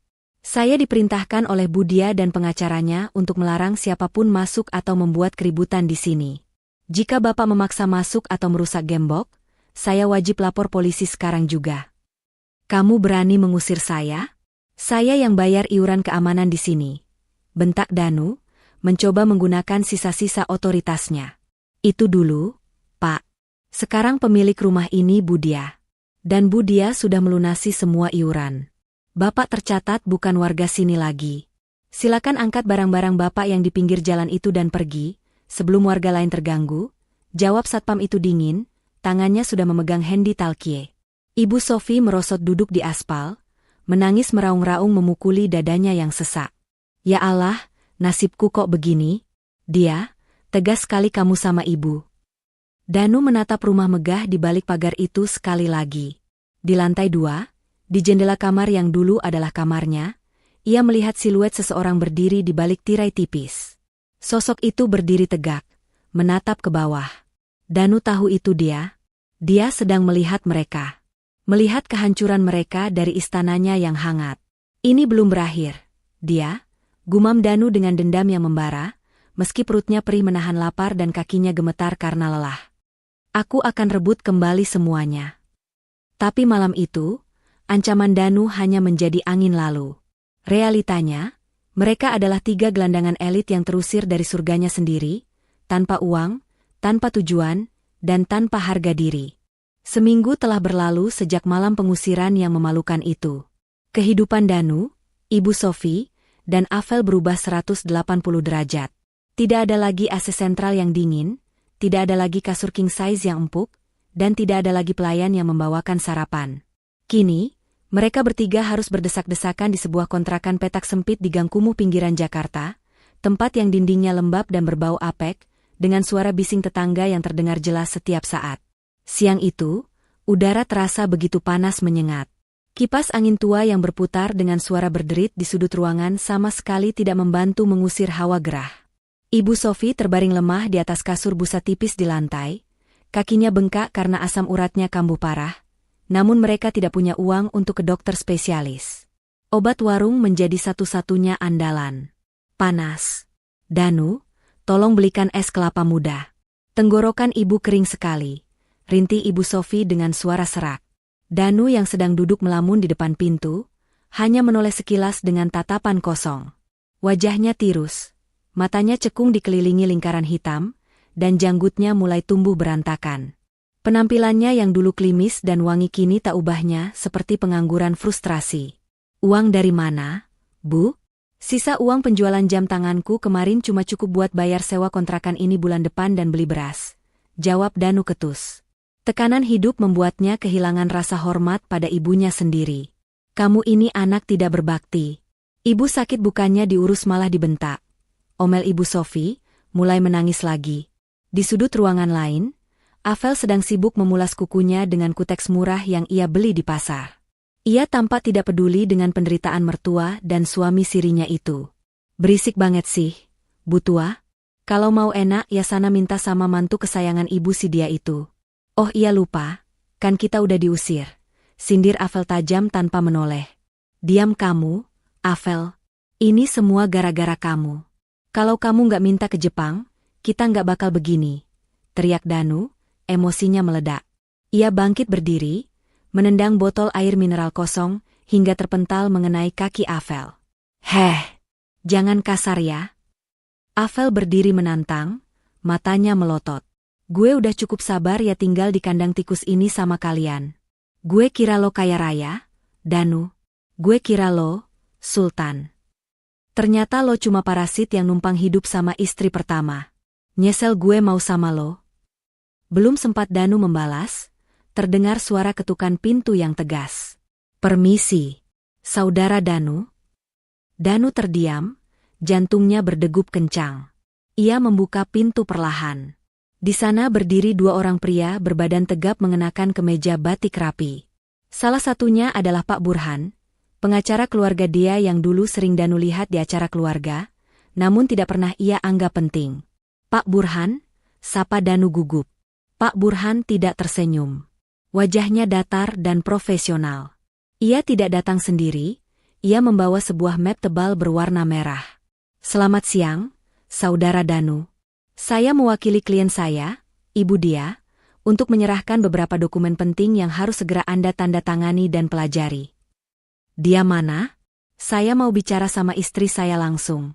Jangan halangi saya. Danu mencoba melongo ke belakang Pak Burhan, berharap melihat mobil dia. Klien saya tidak ingin bertemu dengan Anda lagi. Semua komunikasi harus melalui saya, tegas Pak Burhan. Ia menyerahkan map itu ke tangan Danu. Di dalam sana ada 2 berkas utama.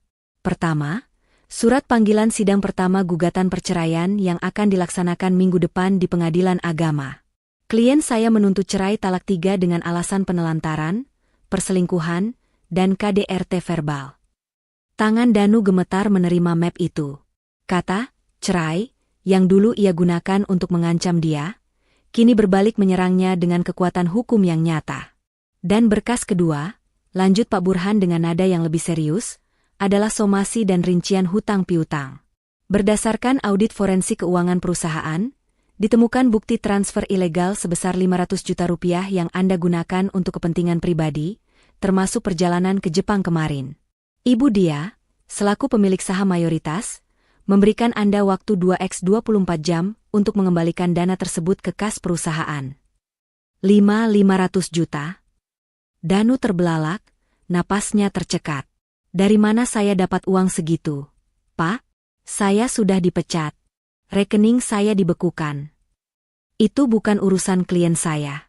Jika dalam 2 hari dana tidak kembali, kami akan menaikkan status laporan ini ke kepolisian atas tuduhan penggelapan jabatan dan pencucian uang. Ancamannya 5 tahun penjara, ucap Pak Burhan dingin, seolah sedang membacakan menu makanan. Selain itu, tagihan kartu kredit atas nama Ibu Dia yang Anda gunakan secara berlebihan sebelum diblokir, totalnya mencapai 80 juta rupiah, juga dibebankan kepada Anda sebagai hutang pribadi. Silakan dipikirkan baik-baik. Penjara atau bayar? Pak Burhan mengangguk singkat, lalu berbalik pergi tanpa menunggu jawaban. Meninggalkan Danu yang mematung di ambang pintu dengan wajah pucat pasi, seputih kertas di tangannya. Apa katanya? Danu? Penjara? Tanya Ibu Sofi gemetar dari atas kasurnya. Ia mendengar semuanya.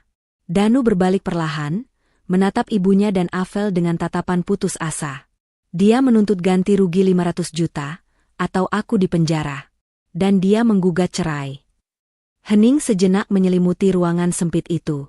Hingga tiba-tiba, suara tawa Avel memecah keheningan. Tawa yang kering dan mengejek. 500 juta? Avel geleng-geleng kepala sambil membereskan barang-barangnya ke dalam tas jinjing. Gila. Lo bener-bener tamat, Danu? Kamu mau kemana, Vel? Tanya Danu panik melihat Avel memasukkan baju-bajunya. Ya pergilah. Lo pikir gue mau nungguin lo di penjara? Lo pikir gue mau ikut nanggung utang lo? Avel menyangklong tasnya, lalu memakai sepatunya. Gue masih muda, Danu. Gue masih cantik. Masih banyak laki-laki kaya di luar sana yang beneran kaya, bukan kaya, halo, kayak lo. Sorry ya, kisah cinta kita tamat di sini. Bye. Avel, jangan pergi. Kamu bilang kamu cinta sama aku. Danu mencoba menahan tangan Avel, tapi wanita itu menepisnya kasar. Cinta itu butuh makan, Danu. Cinta itu butuh shopping. Lo sekarang cuma punya utang dan ibu tua yang sakit-sakitan. Najis gue hidup susah. Sembur Avel tepat di wajah Danu. Tanpa menoleh lagi, Avel melangkah keluar dari kontrakan itu, meninggalkan Danu yang hancur lebur. Avel, teriak Danu, tapi suaranya hilang ditelan kebisingan gang. Danu merosot ke lantai, bersandar pada pintu yang terbuka. Map merah itu jatuh dari tangannya, isinya berserakan di lantai kotor. Surat gugatan cerai dengan nama dia terpampang jelas di sana. Ibu Sofi menangis meraung-raung, memukuli kakinya sendiri. Habis-habis semuanya. Dia anakku, tolong ibu. Danu menatap langit-langit kontrakan yang penuh sarang laba-laba. Ia teringat saat ia memaksa dia untuk menyetujui poligami. Ia teringat kesombongannya saat berangkat ke Jepang. Ia teringat kata-kata terakhirnya pada dia di telepon, saat ia menghina Ibu Ratih. Kini, setiap kata yang ia ucapkan berbalik menjadi karma yang menghantamnya tanpa ampun. Ia sendirian. Istri yang tulus telah pergi, gundik yang ia banggakan kabur, jabatannya hilang, dan kini bayang-bayang jeruji besi sudah menunggu di depan mata. Ini belum berakhir. Bisik Danu lirih, namun kali ini tidak ada api dendam di matanya, hanya ada ketakutan yang amat sangat. Ketakutan seorang pria yang sadar bahwa ia telah kehilangan permata demi memungut batu kali, dan kini batu itu pun telah melemparnya hingga berdarah. Di kejauhan, lama-lama terdengar suara sirine, entah sirine polisi atau ambulans, yang membuat bulu kuduk Danu meremang, seolah menjadi pertanda nasib buruk yang akan segera menjemputnya. Waktu 2 kali 24 jam yang diberikan oleh Pak Burhan bagaikan pasir dalam jam pasir yang habis terlalu cepat. Tidak ada keajaiban bagi Danu. Tidak ada teman yang mau meminjamkan uang, tidak ada bank yang mau mencairkan kredit bagi seorang pengangguran yang masuk daftar hitam perbankan. Pagi itu, langit Jakarta mendung, seolah ikut berduka mengiringi akhir dari perjalanan hidup Danu yang penuh kesombongan. Suara sirine mobil polisi membelah keheningan gang sempit tempat mereka tinggal. Tetangga-tetangga mulai berkerumun, berbisik-bisik melihat aparat berseragam turun dari mobil patroli. Danu, yang sedang duduk melamun di teras kontrakan dengan tatapan kosong, tidak sempat melarikan diri. Ia pasrah saat kedua tangannya ditarik ke belakang, dan dinginnya besi borgol melingkar di pergelangan tangannya. Saudara Danu, Anda kami tangkap atas dugaan tindak pidana penggelapan dana perusahaan dan pemalsuan dokumen keuangan, ucap petugas polisi dengan tegas. Ibu Sofi yang mendengar keributan itu merangkak keluar dari dalam kamar. Melihat anak kebanggaannya diborgol, ia menjerit histeris. Jangan bawa anak saya. Danu anak baik. Dia direktur. Lepaskan. Danu menoleh, menatap ibunya dengan mata berkaca-kaca. Tidak ada lagi arogansi di sana, hanya ketakutan murni. Bu, maafkan Danu, Bu. Danu gagal. Polisi menggiring Danu masuk ke mobil. Ibu Sofi mencoba mengejar dengan langkah tertatih, namun tubuh rentanya ambruk di tanah becek. Ia menangis meraung-raung, memanggil nama anaknya yang perlahan menghilang di balik pintu mobil besi. Di saat itulah, Ibu Sofi merasakan kesunyian yang mencekam. Afel sudah pergi, Danu ditangkap, dan ia kini sebatang kara di lingkungan yang asing, sakit-sakitan, dan tanpa uang sepeser pun. Bayang-bayang masa tua yang mengerikan kini menjadi kenyataan di depan matanya. Sebulan kemudian, Pengadilan Agama menggelar sidang putusan cerai sekaligus pembacaan vonis pidana bagi Danu. Ruang sidang terasa dingin dan kaku. Dia hadir dengan penampilan yang memukau. Ia mengenakan blazer biru tua yang elegan, rambutnya tertata rapi, dan wajahnya memancarkan aura ketenangan yang berkelas. Di sampingnya, Pak Burhan mendampingi dengan setia. Berbeda jauh dengan Danu. Pria itu duduk di kursi pesakitan mengenakan rompi tahanan berwarna oranye. Kepalanya plontos, wajahnya tirus, dan tubuhnya kurus kering. Ia menunduk dalam-dalam, tidak berani menatap mata dia yang menyorot tajam namun tenang. Hakim mengetuk palu 3 kali. Tok, tok, tok. Mengabulkan gugatan penggugat untuk seluruhnya. Menjatuhkan talak 1 bain sugra tergugat Danu terhadap penggugat dia. Hak asuh harta bersama jatuh sepenuhnya kepada penggugat sebagai kompensasi atas hutang dan kerugian yang ditimbulkan tergugat. Tidak berhenti di situ, Hakim pidana melanjutkan vonisnya atas kasus penggelapan. Menyatakan terdakwa Danu terbukti secara sah dan meyakinkan bersalah melakukan tindak pidana penggelapan dalam jabatan. Menjatuhkan pidana penjara selama 4 tahun 6 bulan. Danu lemas. 4 tahun setengah. Itu waktu yang sangat lama untuk membusuk di dalam sel. Saat petugas hendak membawanya kembali ke tahanan, Danu memberanikan diri menoleh ke arah dia. Dia? Panggil Danu serak, air mata menetes di pipinya yang kotor. Tolong aku menyesal, dia. Aku hilaf. Tolong cabut tuntutanmu. Kasihan ibu, dia. Ibu sendirian sekarang. Dia menghentikan langkahnya. Ia berbalik perlahan, menatap mantan suaminya itu. Tidak ada rasa benci yang meledak-ledak, hanya ada rasa kasihan melihat betapa rendahnya manusia bisa jatuh karena keserakahan. Ibumu sekarang diurus oleh dinas sosial, Mas. Aku sudah mengirim orang untuk memastikan dia tidak mati kelaparan di jalan, tapi dia ditempatkan di panti jompo pemerintah.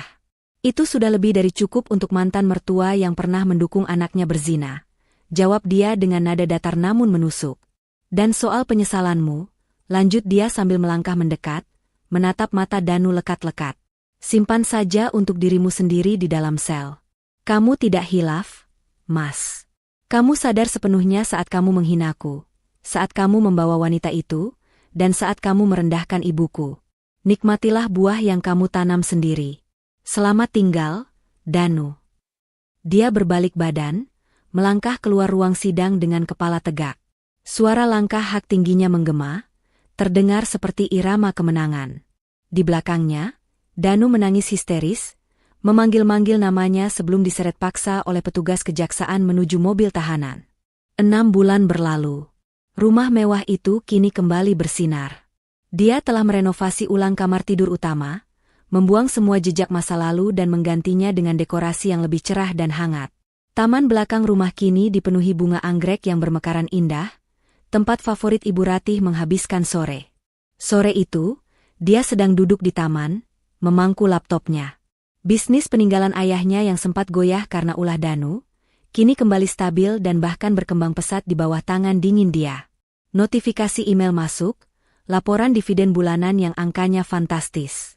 Dia tersenyum tipis. Uang itu bukan lagi untuk membiayai gaya hidup suami yang tidak tahu diri, melainkan untuk tabungan masa depan dan donasi ke panti asuhan yang ia kelola. Enduk, dia? Panggil Ibu Ratih lembut dari kursi rodanya. Dia segera meletakkan laptopnya dan menghampiri ibunya. Iya, Bu? Ibu butuh sesuatu? Ibu cuma mau bilang, Ibu bangga sama kamu, ucap Ibu Ratih sambil mengelus pipi putrinya. Kamu wanita kuat. Kamu berhasil melewati badai itu dengan anggun. Lihatlah sekarang, rumah ini terasa damai sekali tanpa orang-orang jahat itu. Dia memeluk ibunya erat. Kehangatan inilah yang ia perjuangkan. Kedamaian inilah yang sempat terenggut. Terima kasih, Bu. Ini semua berkat doa Ibu. Sekarang, kita bisa hidup tenang. Tidak ada lagi yang berani menyakiti kita. Jauh di sana, di balik jeruji besi yang dingin dan lembab, Danu duduk menekur di pojok sel. Ia menatap nasi cadong yang hambar di hadapannya. Teman satu selnya, seorang penjahat kambuhan, menendang kakinya kasar. Minggir. Itu jatah gua, bentak napi itu. Danu hanya bisa diam, meringkuk ketakutan. Ia teringat betapa dulu dia selalu menyajikan makanan hangat nan lezat untuknya, yang selalu ia cela. Sementara itu, di sebuah panti sosial yang padat penghuni, Ibu Sofi duduk melamun di kursi taman yang catnya sudah mengelupas. Matanya menatap kosong ke arah gerbang, berharap ada mobil mewah yang datang menjemputnya. Namun, berjam-jam berlalu, tidak ada siapapun. Afel sudah menghilang entah kemana mencari mangsa baru, Danu di penjara, dan dia sudah menutup pintu hatinya rapat-rapat. Penyesalan memang selalu datang terlambat, dan bagi mereka, penyesalan itu adalah teman abadi yang akan menemani sisa hidup mereka dalam kesepian. Dia menyesap teh hangatnya di teras rumah yang asri, menatap matahari terbenam yang melukis langit dengan warna keemasan. Ia telah memenangkan perangnya. Bukan dengan teriakan atau kekerasan, tapi dengan kecerdasan dan ketegasan. Ia membuktikan bahwa seorang istri yang diam bukan berarti bodoh, dan seorang wanita yang sabar memiliki batas yang jika dilanggar, akan mendatangkan badai yang menghancurkan. Pesan moral. Keserakahan dan kesombongan adalah awal dari kehancuran. Jangan pernah menyia-nyiakan pasangan yang tulus mendampingi dari nol, hanya demi nafsu sesaat dan gengsi semata. Ingatlah, doa istri dan air mata orang tua yang terzalimi adalah senjata paling ampuh yang bisa membalikan keadaan secepat kilat. Harta dan jabatan hanyalah titipan yang bisa diambil kapan saja jika kita tidak pandai bersyukur dan menjaga amanah.